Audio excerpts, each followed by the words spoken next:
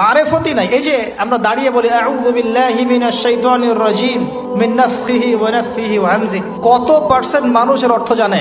আমরা বলি বিসমিল্লাহির রহমানির রহিম, এই বিসমিল্লাহ বিসমিল্লাহির রহমানির রহিম মানে বিসমিল্লাহ বিস, খালি এতটুকু সিনটা শোনা যায়, বাকি আর কিছু শোনা যায় না। অথচ শুধু এই বিসমিল্লাহর প্রতি সম্মান প্রদর্শন করার জন্যে আল্লাহ পাক সাবার রানী বিলকিসকে ইসলাম কবুলের সৌভাগ্য দিয়েছিলেন। মনে আছে সুলাইমানের চিঠি, হয়তো অনেকে পড়েছেন। সুলাইমান আলাইহিস সালাম চিঠি দিয়েছেন, আমার কাছে আত্মসমর্পণ করো। তো রাজার পরিষদ সবাই বলছে আমরা উলুল কুওয়া, আমরা শক্তিশালী, আদেশ করেন লড়াই করব। বিলকিস বলছে না, ইন্নাহু মিন সুলাইমান, এটা সুলাইমানের পক্ষ থেকে আসছে। ওয়া ইন্নাহু বিসমিল্লাহির রহমানির রহিম, এখানে আছে পরম করুণাময় অসীম দয়ালু আল্লাহর নামে শুরু করছে। এই বিসমিল্লাহর প্রতি সম্মান প্রদর্শনের ওসিলায় আল্লাহ রাব্বুল আলামিন এই সাবার রানী বিলকিসকে এই ইসলাম কবুলের সৌভাগ্য দিয়ে দিয়েছেন। বিসমিল্লাহ ঠিক নাই তেলাওয়াতে, কোরআন তেলাওয়াত ঠিক নাই নামাজের মধ্যে, এক একটা হরফের উচ্চারণ কোথায় কি হচ্ছে কেউ বুঝতেই পারছি না আমরা। আলহামদুলিল্লাহ রাব্বিল আলামিন কি বললো আল্লাহই ভালো জানে। এটা কি মন্ত্র নাকি? আলহামদুলিল্লাহি রাব্বিল আলামিন একটা অনুভূতি আছে, একটা অর্থ আছে। সমস্ত প্রশংসা এই জগৎ সমূহের রব আল্লাহর জন্য। আর রহমানির রহিম, যিনি পরম করুণাময় অসীম দয়ালু, একটা ফিলিংস আছে। মালিকি ইয়াউমিদ্দিন, যিনি বিচার দিনের মালিক।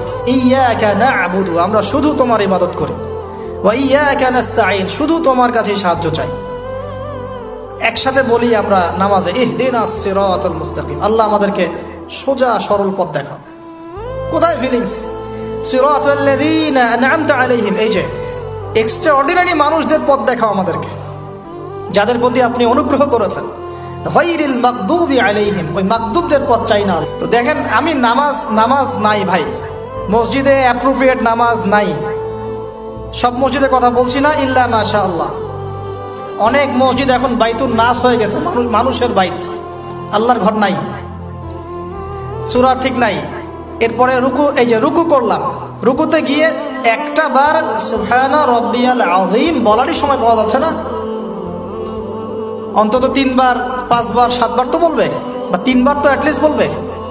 প্রতিটা জায়গায় সমস্যা, প্রতিটা জায়গায় সমস্যা। নামাজ, এখানে আমি একটা কথা বলতে ভিতরে চলে আসি। নামাজের আমাদের তাজকিয়া উঠে যাচ্ছে, আধ্যাত্মিকত্ব পাচ্ছেন না। আপনি নামাজ নিজে পড়ে নিজে ফিল হচ্ছেন আপনি নামাজ পড়েছেন। সেজদায় গেলেন, সেজদা মনে হচ্ছে ব্যায়াম, টাপাস টাপাস। মাঝখানে বসারও সময় নাই, মাঝখানে বসে যে একটু দোয়া পড়তে হয়, আল্লাহুম্মা গফিরলি ওয়ারহামনি, কত চমৎকার দোয়া। আল্লাহুম্মা গফিরলি, আল্লাহ আমাকে মাফ করে দাও। ওয়ারহামনি, আল্লাহ আমাকে রহম করো। ওয়াআফিনি, আমাকে নিরাপত্তা দান করো। ওয়ারযুকনি, আমাকে রিজিক দান করো। এই তো দোয়া। নামাজের দোয়া বাদ দিয়ে নামাজের পরে লম্বা দোয়া, হ্যাঁ, নামাজের মূল দোয়াই নাই।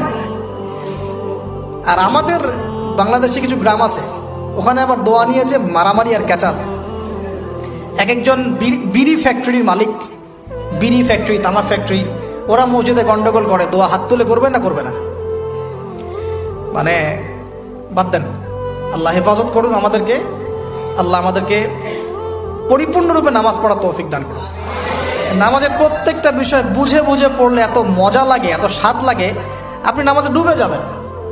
আর নবী সাল্লাল্লাহু আলাইহি ওয়াসাল্লাম কিভাবে সারা রাত নামাজ পড়তে পারেন, রাতের একটা লম্বা অংশ কেমন করে নামাজ পড়তে পারতেন? কারণ তিনি তো ফিল করতেন কি পড়তেছেন, তার তো ক্লান্তি লাগতো না। তার পা কখন ফুলে গেছে তার টেরি পাচ্ছেন না তিনি।